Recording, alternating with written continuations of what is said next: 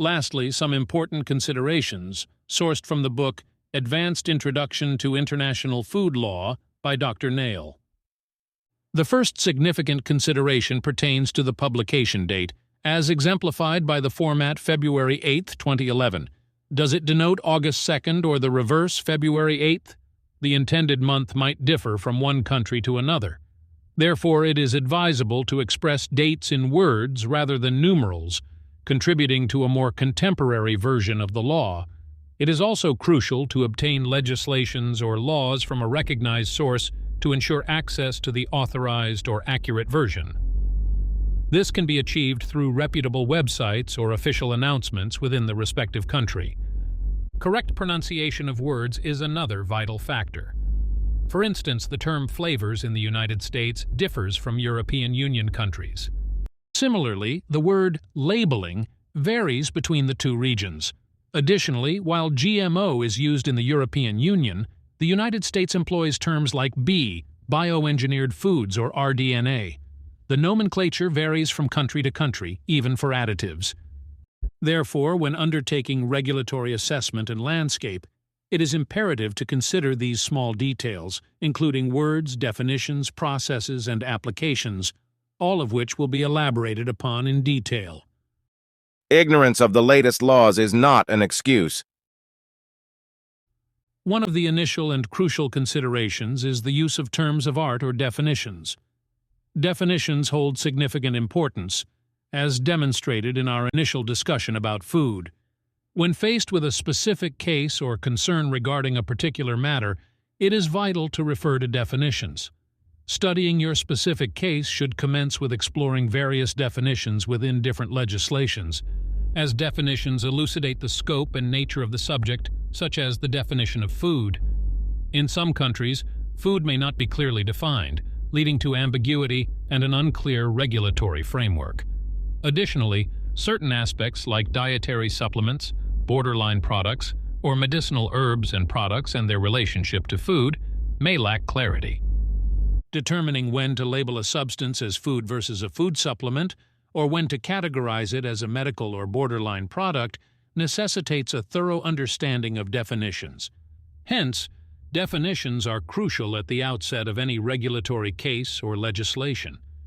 It is essential to read the definitions before delving directly into the provisions concerning the product aspects and the technical clauses in the relevant legislation. Another important aspect is the language in which the legislation is written. A country may speak a certain language, but the legislation and definitions might be in another language for the country they are exporting to.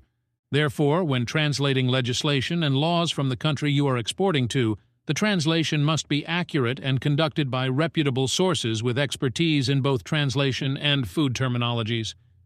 They should have a solid understanding of food law and be familiar with food regulations to avoid errors that might render the exported product non-compliant with the receiving country's standards. Therefore, pay careful attention to definitions and translations and ensure that you have the latest version of legislations and laws. Additionally, you should pay attention to the legislative process. But what is meant by the legislative process?